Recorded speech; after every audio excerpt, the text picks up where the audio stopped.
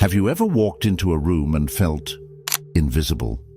You speak, but it's like your words don't quite land. You try to contribute, but the conversation glides right past you. In meetings, your ideas seem to vanish into thin air, only to be recycled by someone louder, someone bolder, and suddenly, they get the credit. You're present, but somehow not seen. It's a frustrating kind of silence, isn't it? That space where your presence is acknowledged, but never truly felt.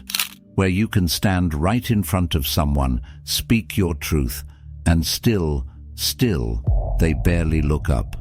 It's not just disrespect. It's erasure. And the worst part, it's not always loud or obvious. It's subtle. It's in the way people cut you off just slightly before you finish. It's in the way decisions are made around you, not with you. It's in the way you have to repeat yourself just to be heard. And over time, it grinds you down. You start to wonder, is it me? Am I too soft, too polite, too easy to overlook? So you try harder, you speak up more, you raise your voice, you push your ideas. But it's like quicksand. The more you fight for attention, the deeper you sink into obscurity. But what if I told you that the problem isn't how loud you are? It's how necessary you are. You see, the loudest person in the room isn't always the most powerful. In fact, those who are truly respected often speak the least. They don't beg for attention. It's given to them almost instinctively. People turn to them before they even speak. Their presence is noticed even before they enter the room. Why? Because they've mastered a principle most people have never even considered. Scarcity creates value, and if you've been invisible, it's not because you lack importance. It's because you've been too available, too accessible, too eager to explain, to justify, to be seen. This isn't about becoming arrogant.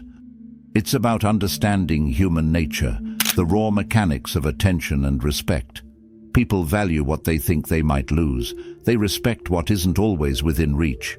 And the harsh truth is, when you're always there, always ready, always explaining, you become background noise, predictable, expected, ignored. But the good news? This is a game. And games have rules. If you learn to control your presence, if you learn when to appear and when to withdraw, you can demand attention without ever raising your voice. You can command a room without fighting for space. You can be sought out instead of overlooked. Now, this isn't just theory. This strategy of commanding presence by withholding was perfected by one of history's most strategic minds, Machiavelli. He lived in a world of political snakes and shifting alliances, where survival wasn't just an option, it was a calculated art. And through it all, he discovered something profound. When people are forced to seek you out, they value you more.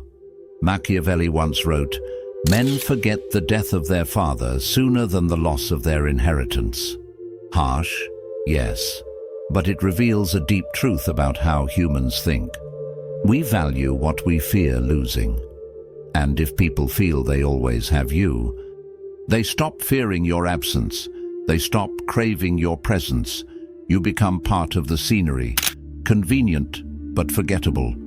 The powerful, the ones who command attention effortlessly, know how to create scarcity, not with games or manipulation, but with a precise understanding of when to engage and when to disappear. They don't fight for attention, they design their absence to be felt. And when they speak, the room stops. Not because they shout, but because their words have become rare, and scarcity breeds value. This is what Machiavelli understood. This is how you stop being treated like you're invisible. And the best part, you don't have to change who you are. You just have to change how often you show up. Most people think that to be seen, they need to be louder, more present, more available. They flood every conversation with their thoughts, attend every event, say yes to every request, all in the hopes that visibility will somehow translate into respect. But here's the paradox. The more you push to be noticed, the more invisible you become. Machiavelli knew this better than anyone. In the ruthless courts of Renaissance Italy, he observed how those who were always present, always speaking, always available, were the first to be ignored, the first to be discarded. Because when your presence is constant, it becomes background noise, and background noise isn't heard, it's filtered out. Think of it like this.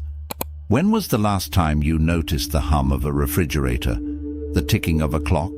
You don't. Not anymore. Because it's always there. It's predictable, repetitive, unchanging. It doesn't demand your attention, it just exists. Machiavelli saw people the same way. If you're always explaining yourself, always justifying your actions, always inserting your voice into every conversation, you become like that background hum. Always there, seldom noticed. So what's the alternative? It's not shouting louder, it's withholding. It's knowing when to pull back. It's designing your presence so that it's felt when you're there and missed when you're not. People value what they think they might lose. Your constant availability teaches them that you're always there, and what's always there is never truly valued. But imagine this. You walk into a meeting, and instead of chiming in immediately, you wait, you watch, you observe. You speak only when your words add weight. Suddenly, when you do talk, it lands. They turn, they listen. Not because you were louder, but because you were rare. Scarcity commands attention. It's the same in your personal life.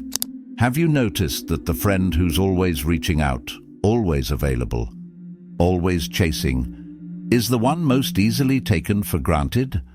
But the one who's slightly distant, slightly hard to pin down, that's the one people pursue.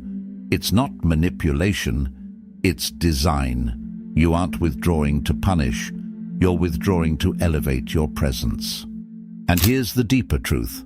When you stop trying to force your way into their attention, something strange happens. They start to wonder, why haven't you spoken up? What are you thinking? Have you changed your mind? Silence, in this way, is louder than words.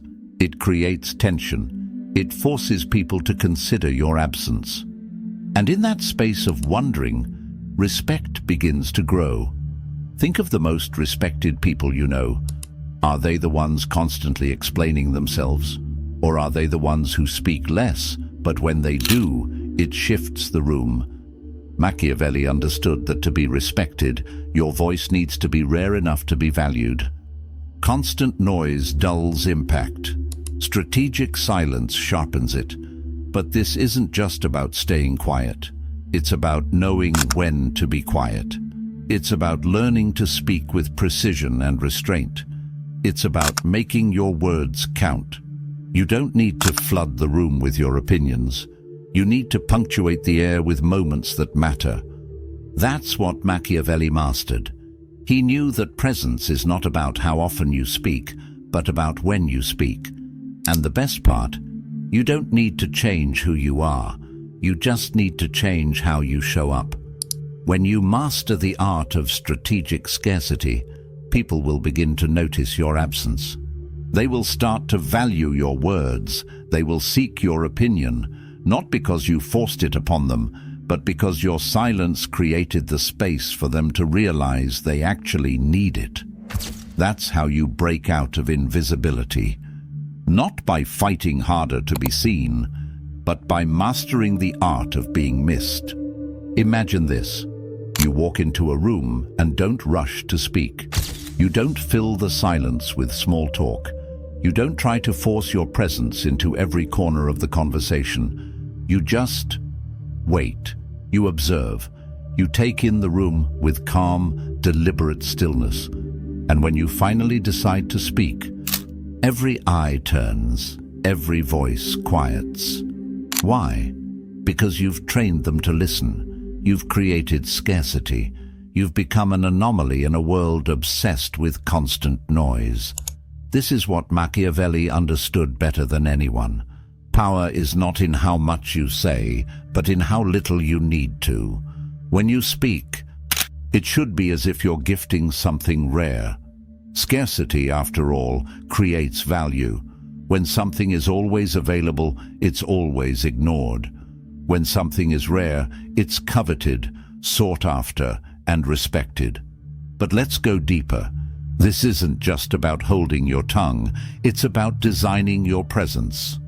If you're always available, if you're always explaining, if you're always seeking validation, you train people to devalue you. Machiavelli believed that the ones who were always present in the courts of power became invisible over time. Kings stopped listening.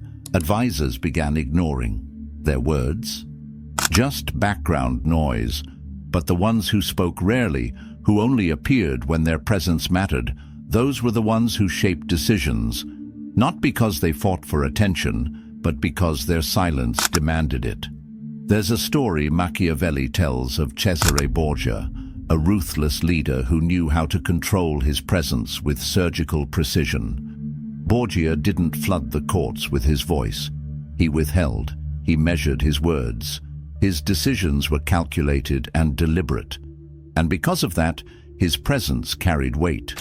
People feared his silence more than others' noise. His scarcity created influence. And when he finally did act, the entire court stopped to listen. Now, imagine bringing that into your own life. In meetings, instead of trying to outspeak the loudest person in the room, you speak last. You listen, you observe, and when you finally choose to contribute, it's with clarity and precision. You become the one people wait to hear from. In relationships, instead of chasing conversations, you step back just slightly. You give people room to notice your absence, to seek your voice instead of you pushing it forward. It's not manipulation, it's Machiavellian design. Machiavelli wasn't just concerned with power, he was obsessed with perception. He knew that how you are seen is just as important as what you are. And when you stop flooding the space with your presence, people start to wonder, what are they thinking? Why haven't they spoken? Are they planning something?